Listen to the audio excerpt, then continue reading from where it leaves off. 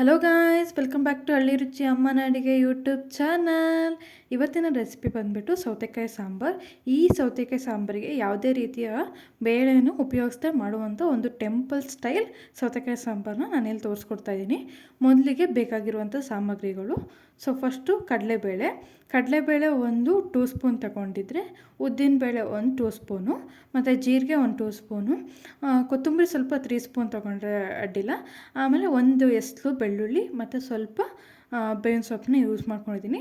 ಇದನ್ನೆಲ್ಲ ಏನು ಮಾಡಬೇಕಂದ್ರೆ ಹುರ್ಕೊಬರ್ಬೇಕಾಗತ್ತೆ.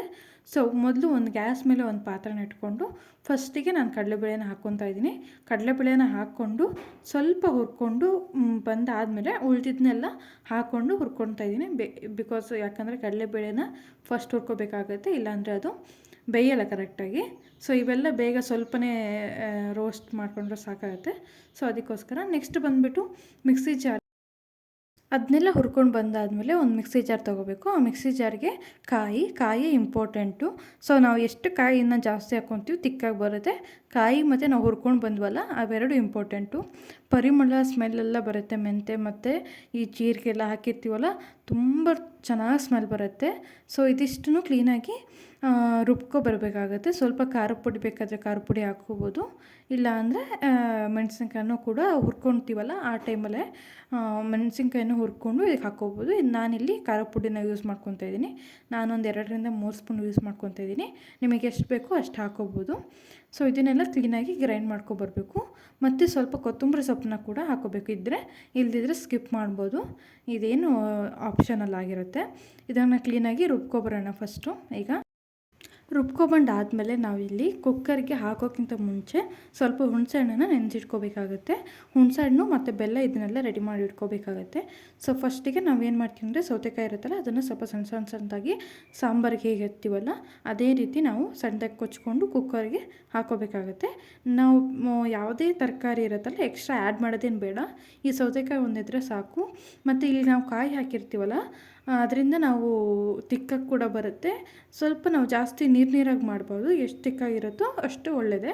ಮತ್ತು ನಾವು ಏನು ಗ್ರೈಂಡ್ ಬಂದ್ವಲ್ಲ ಅದು ಕೂಡ ಸ್ವಲ್ಪ ತರಿನೇ ಇರಬೇಕು.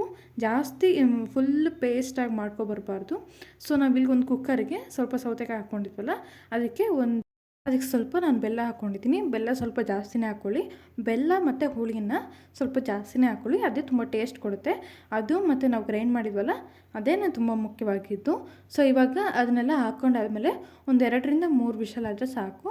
2-3 ವಿಷಲ್ ಆದಮೇಲೆ ಕ್ಲೀನಾಗಿ ತಕ್ಕೊಂಡು ನಾವು ಏನು ಗ್ರೈಂಡ್ ಬಂದಿದ್ವಲ್ಲ ಅದ್ರದ್ದು ನೀರು ಮತ್ತು ಗ್ರೈಂಡ್ ಬಂದಿದ್ದು ಪೇಸ್ಟ್ನ ಕೂಡ ಹಾಕ್ಕೊತಾ ಇದ್ದೀನಿ. ಇವೆರಡನ್ನ ಹಾಕ್ಕೊಂಡು ಕ್ಲೀನಾಗಿ ಕುದಿಸ್ಬೇಕಾಗತ್ತೆ. ಅದು ಕ್ಲೀನಾಗಿ ಕುದ್ದಾದಮೇಲೆ ಉಪ್ಪು ಖಾರ ಏನಾದರೂ ಬೇಕಾದರೆ ಆ್ಯಡ್ ಮಾಡಿಕೊಂಡ್ರೆ ಮುಗೀತು. ಇಷ್ಟೇ ಸಾಂಬಾರು, ತುಂಬ ಈಸಿಯಾಗಿ ಮಾಡ್ಕೋಬೋದು. ಇದೇನೆಂದರೆ ದಾಲ್ನ ಕೂಡ ಯೂಸ್ ಮಾಡಲ್ಲ ಮತ್ತು ತುಂಬ ಟೇಸ್ಟ್ ಫುಲ್ಲು ಡಿಫ್ರೆಂಟಾಗಿ ಬರುತ್ತೆ. ಸೇಮ್ ದೇವಸ್ಥಾನದಲ್ಲಿ ನಾವು ಹೇಗೆ ತಿಂತೀವಲ್ಲ ಅದೇ ಟೇಸ್ಟ್ ಬರುತ್ತೆ. ನೀವು ಒಂದ್ಸತಿ ಟ್ರೈ ಮಾಡಿ.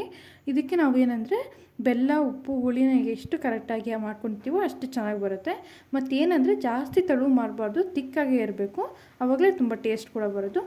ನಾನಿಲ್ಲಿ ಮತ್ತೆ ಸ್ವಲ್ಪ ಮೇಲ್ಗಡೆ ಸ್ವಲ್ಪ ಕೊತ್ತಂಬರಿ ಸೊಪ್ಪನ್ನ ಹಾಕ್ಕೊತಾ ಇದ್ದೀನಿ. ಇಷ್ಟಾಗಿ ಇದು ಸಿಂಪಲ್ಲಾಗಿ ಈಸಿಯಾಗಿ ತುಂಬ ಟೇಸ್ಟಿಯಾಗಿ ಕೂಡ ಇರುತ್ತೆ. ತುಂಬ ಬೇಗನೂ ಆಗಿಬಿಡುತ್ತೆ. ಯಾವುದೇ ರೀತಿ ಬೇಳೆ ಏನೂ ಇಲ್ಲದೇ ಟೇಸ್ಟಿಯಾಗಿರುತ್ತೆ. ಸೇಮ್ ದೇವಸ್ಥಾನದಲ್ಲಿ ಹೇಗೆ ತಿಂತೀವಲ್ಲ ಪ್ರಸಾದದಲ್ಲಿ ಅದೇ ರೀತಿ ಇರುತ್ತೆ. ನೀವು ಒಂದ್ಸತಿ ಟ್ರೈ ಮಾಡಿ ನೋಡಿ.